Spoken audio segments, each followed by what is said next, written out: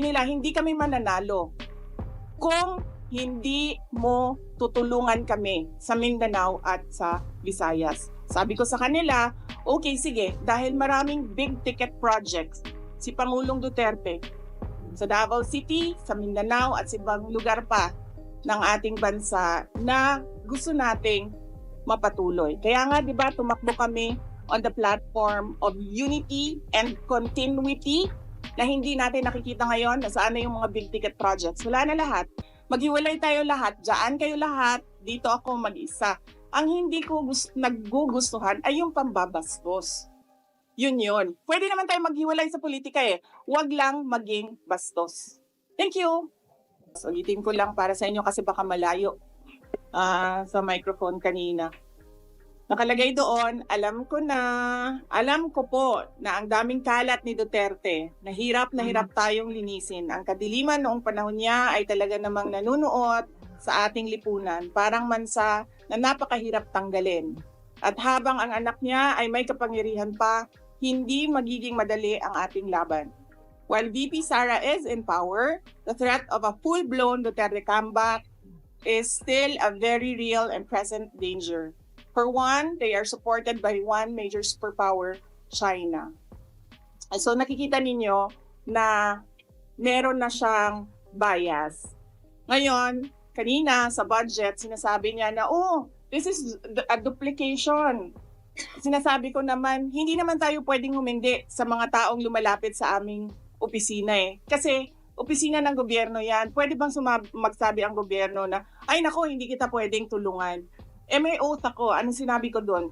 To do justice by every man. So, ibig sabihin, hanggang sa makakaya ng opisina, ng Office of the Vice President, ay magbibigay kami ng tulong. Depende kung ano yung tulong na hinihingi ng tao. Yan yung example ng politicization ng budget. Yung mga ganyan.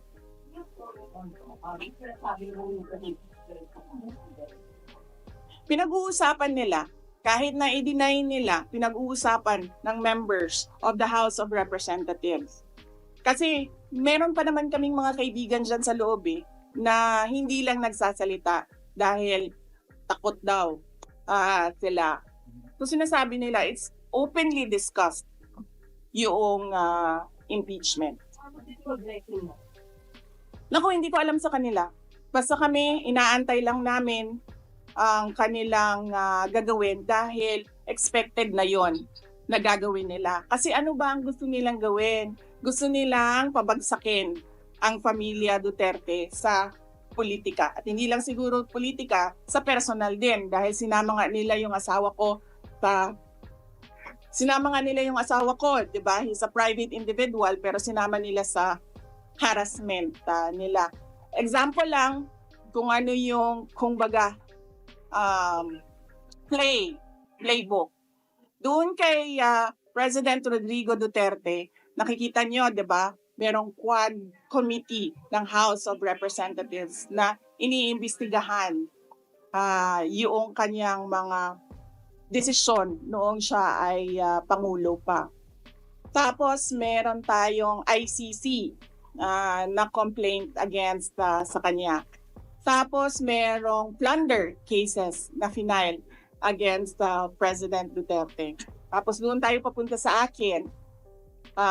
Hinahabol-habol nila yung confidential funds. In fact, nung sinabi ko to express goodwill, sabi ko, at saka para hindi na tayo magkagulo, sige na, we'll shoot blind sa projects namin. Huwag na natin gamitan ng confidential funds. Pwede pa rin naman yan, pero mas mahirap. Kasi you cannot purchase information. You cannot give rewards. Hindi mo mamahanap kung ano yung tinatarget mo sa security issues and peace and order. Tapos, itong impeachment na pinag-uusapan nila. Tapos narinig nyo, di ba? Anong play ni Castro? Ang sabi niya, kukunin namin lahat ng mga papeles sa loob ng COA. Saan ka naman nakahanap ng constitutional body, constitutional commission, at ang House of Representatives, uutusan niya ang isang independent commission na ibigay mo yan lahat sa akin. Ano, sila ang mag-audit? Hindi pa nga tapos yung audit. Pero alam na natin, nahahabulin nila dyan ang paninira nila sa akin. Tapos, pumunta tayo doon sa aking kapatid at sa aking asawa. Pinailan nila ng drug smuggling cases. Based on name dropping, based on chismis, based on hearsay. So nakikita ninyo yung gusto nilang mangyari. They want to project the family as corrupt, as criminals, as walang kwentang mga tao, kundi para sa pansarili lang nila. And bakit ba? Bakit? And all because, sinabi ko na dati, we are a threat to the perpetuation in power of people na interesado maging, sabihin na natin Prime Minister, kung matuloy yung niluluto nilang tsa-tsa, o President, kung hindi maluto yung tsa-tsa nila.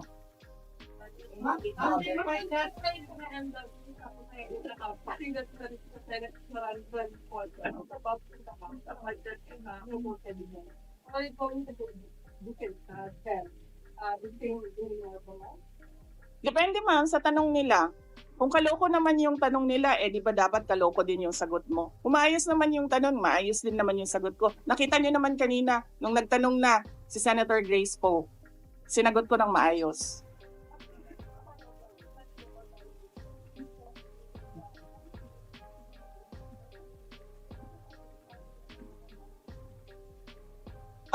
Sa amin po kasi, we put line. Hindi po kami nagkikriss-cross ng problema namin. Tulad po na sinabi ko sa amin mag-asawa, kung issue niya yon, ang drug smuggling, siya lang ang magsasalita, siya mag-aasikaso. Yung issue ko sa confidential funds na tinitira, sa COA na hinahabol, sa impeachment na pinag-uusapan, sa akin din yon. Ganun din kami ni Pangulong Duterte. We have different set of lawyers for ICC. So iba yung nagtatrabaho para sa kanya, iba yung kinukonsulta ko para sa akin. Hindi. Hindi, I'm not at all bothered. I am bothered na gusto nila i-frustrate ang pinili ng mga tao na maging vice president, all because of power and politics. Pero kung ako lang, ulitin ko lang ha, unang-una, hindi ko gusto tumakbong president. Di ba nga, kaya nung tinanong ako ng magkapatid na Marcos, ni BBM at ni Senator Amy, kung tatakbo ako, diretso kong sinabi, January of 2021, sabi ko sa inyong lahat, hindi ako tatakbong Pangulo. Totoo yun. Tapos, hindi ako tatakbong Vice President. Kasi hindi naman napag-usapan yon before the deadline of filing of candidacy. Hindi napag-usapan ang pagiging Vice Presidente. Kaya tumakbo akong mayor. Kasi ano bang pangarap ko sa buhay? Maka 3 consecutive terms na mayor ng Davao City. Yun yung pangarap ko. Tapos, pagkatapos ng filing of candidacy, lumapit na sa akin yung magkapatid na Marcos. Sabi nila, hindi kami mananalo kung hindi mo tutulungan kami sa Mindanao at sa Visayas. Sabi ko sa kanila, okay, sige, dahil maraming big ticket projects si Pangulong Duterte sa Davao City, sa Mindanao at sa ibang lugar pa ng ating bansa na gusto nating mapatuloy. Kaya nga, di ba, tumakbo kami on the platform of unity and continuity na hindi natin nakikita ngayon na saan na yung mga big ticket projects. Wala na lahat. Unappropriated. So, pagpaalisin nila ako dito or impeach nila ako, hindi kawalan sa akin ang posisyon na Vice President. In the first place, hindi ko naman gusto tumakbong Presidente. Hindi ko gusto tumakbong Vice President. Tumakbo lang ako dahil kailangan mapatuloy yung development projects sa Mindanao, sa Visayas, at sa Luzon. At naisip ko at that time, if I am Vice President, patututukan yung mga proyekto na yon na okay, wala na rin lahat ngayon dahil unappropriated na sila lahat. Of course not. I do not regret running for vice president kasi imagine ninyo kung ako mayor ngayon at hinahabol-habol nila ako dahil alam nilang pwedeng tumakbo ito sa 2028. Diba? O diba? So, bakit ko nire-regret yan? Hahabulin nila ako. Alam nyo, kahit matanggal nila ako as vice president, hahabulin nila ako until the day na maupo sila sa 2028. Ano? Ngayon na. Alam, mahirap sagutin ang 2028 kasi imagine niyo, pagbaba ko dito, nahulog ako doon sa hagdanan. 'Di ba? Namatay ako bukas. Sayang yung paghahanda ko. Sayang yung paghahanda ko dahil ang layo ng 2028. Dapat magplano for 2028 sa 2027 at fourth quarter ng 2026. Wala akong planong ganyan. Yes, ma'am. Wala naman kaming, ano ba sinabi nila, huwag kami matakot. Hindi kami takot. Hindi kami takot. Sumasagot lang kami sa kanilang mga atake sa amin. At gusto lang namin ipresenta sa taong bayan ang isang perspective na ginaganito kami dahil we are a threat politically and for power.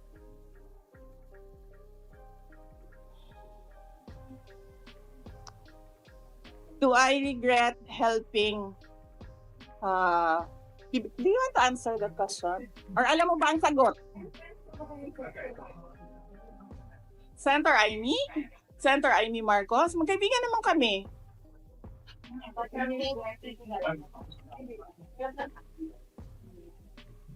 Kasi ganito yun, sabi ko nga kanina eh. Inisip ko na yan eh. Sinabi ko kanina eh. Kung hindi naman ako tumakbong vice president, mayor ako, hahabulin pa rin ako eh.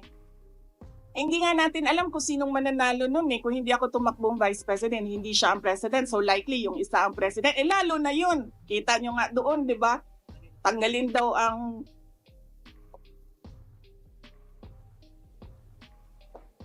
ano? How would I protect myself? I hire lawyers, ma'am. Yan na lang naman kasi talaga ang magawa ko. Pero kung makikita nyo, hindi na talaga sila sumusunod sa batas, sa harassment nila. So, tatanggapin kung ano yung darating. Kaya sara-sara.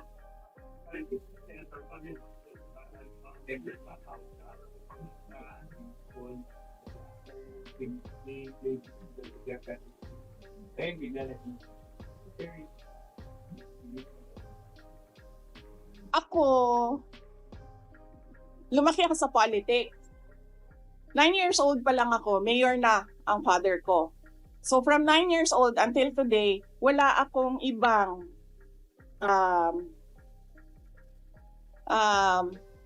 ano ba tawag dyan? Wala akong ibang universe kundi pag-aaral nung ako'y nag-aaral pa and politika nung natapos na ako nag-aral.